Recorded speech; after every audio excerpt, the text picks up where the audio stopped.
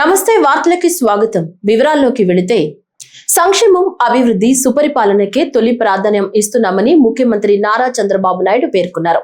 సచివాలయంలో జరుగుతున్న మంత్రులు, కార్యదర్శుల సమావేశంలో జీఎస్డీపీ వృద్ధి రేటు, స్వర్ణాంధ్ర 2047 విజన్ లక్ష్యాల సాధన కోసం 10 సూత్రాల అమలు, ఆదాయార్జన శాఖల పురోగతి తదితర అంశాలపై సమీక్షిస్తున్నారు.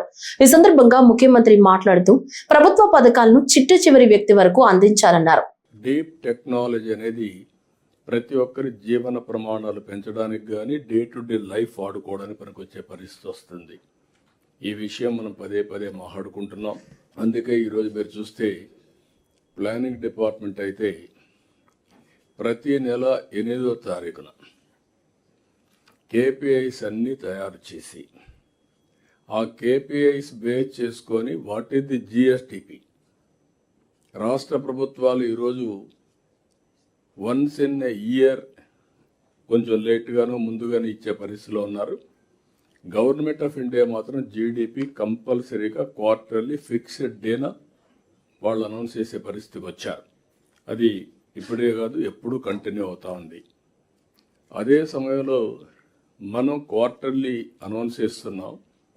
ఇప్పుడు నెక్స్ట్ స్టెప్కి వెళ్ళాం. Monthly government of India announce చేస్తానే 8వ తారీఖున కేపీఐ బేస్ చేసుకొని ఈ మంత్లో ఎంత జిఎస్టిపి కాంట్రిబ్యూషన్ వచ్చింది, మనం అనుకున్న ప్రకారం వెళ్తున్నావా లేదని చూసిన తర్వాత head of the departments, collectors అందరితో మీటింగ్ పెట్టుకునే పరిస్థితికి వచ్చాం. ఇప్పుడే మనం కొంతమంది నేను ఒక్కడిని పనిచేయడమో, లేకపోతే కొంతమంది మంత్రులు పనిచేయడం, కొంతమంది సెక్రటరీలు పనిచేయడం కాదు. లాస్ట్ మైల్లో ఉండే ప్రతి ఒక్కరిని కానీ ఎఫిషియన్సీ వైపు మళ్ళించగలిగితే మనకు మంచి ఫలితాలు వస్తాయి.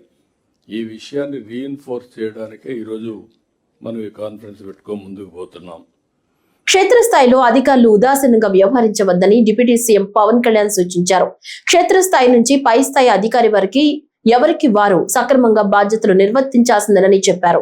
సచివాలయంలో సీఎం చంద్రబాబు అధ్యక్షతన వివిధ శాఖల కార్యదర్శులతో నిర్వహించిన సమీక్షా సమావేశంలో పవన్ పాల్గొని మాట్లాడారు. ఆంధ్రప్రదేశ్ ప్రభుత్వం extremely committed building an state that is which is inclusive, sustainable and responsive to the aspirations of its people. ఈ ప్రజలు మమ్మల్ని ఎన్నుకున్న తర్వాత టాంజిబుల్ రిజల్ట్స్, పాలసీల్లో ఉన్నవి చెప్పినవి ఇవన్నీ క్షేత్రస్థాయిలో కనిపించాలి అన్న కమిట్మెంట్తో ముందుకెళ్తా ఉన్నాం.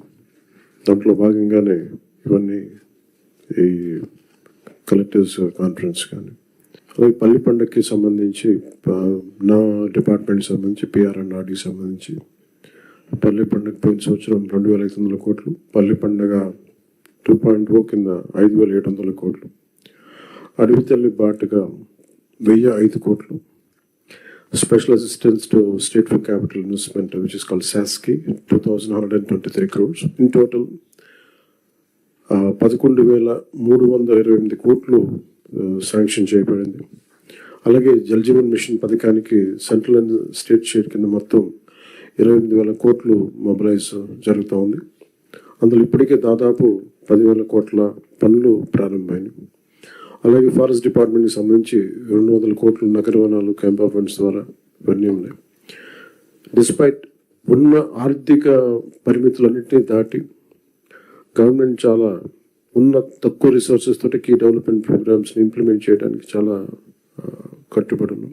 గౌరవ ప్రధానమంత్రి శ్రీ నరేంద్ర మోదీ గారి సహకారం, వారి కమిటెడ్ లీడర్షిప్, అలాగే గౌరవ ముఖ్యమంత్రి నారా చంద్రబాబు నాయుడు గారి అనుభవం, ఈ ప్రోగ్రామ్స్ అన్నీ క్షేత్రస్థాయిలో దీని రిజల్ట్స్ చూడాలని మేమందరం పనిచేస్తూ ఉన్నాం. మనందరం కూడా కలిసి పనిచేయాల్సిన అవసరం ఉంది. This effort and commitment must be clearly understood by the administration. When funds are arranged with such difficulty and responsibility, there can be no excuse for failure in implementation. Every rupee must be translated into visible outcomes on the ground. Officers at all levels must ensure that funds are made available and projects should be executed efficiently, transparently and within timelines without any delay.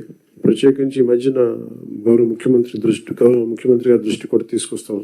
క్షేత్రస్థాయిలో కొంత ఉదాసీనత ఉంది అందరికి. ఆ results మేము గౌరవ ముఖ్యమంత్రి గారు మాకు ఇచ్చినంత టార్గెట్స్గా మేము కిందికి వెళ్తా ఉంటే కొన్ని ఎక్స్క్యూజెస్ కనిపిస్తాను. దయచేసి అవన్నీ లేకుండా చూడండి. ఎందుకంటే మేము 4 గోడల మధ్య కూర్చునే వ్యక్తులు ఎవరు కాదు. అంత చాలా అద్భుతంగా ఉంది, ప్రశాంతంగా ఉంది, అట్లాంటివన్నీ ఉన్నాయి. కానీ బట్ యాక్చువల్గా కొన్ని చూస్తే చాలా గ్యాప్స్ ఉన్నాయి. అవి కొంచెం మేము ఈ డిపార్ట్మెంట్స్లో ఉన్నతాధికారులు అందరూ కూడా దయచేసి అది ఒక్కసారి మీరు క్షేత్రస్థాయిలో we have to fix accountability.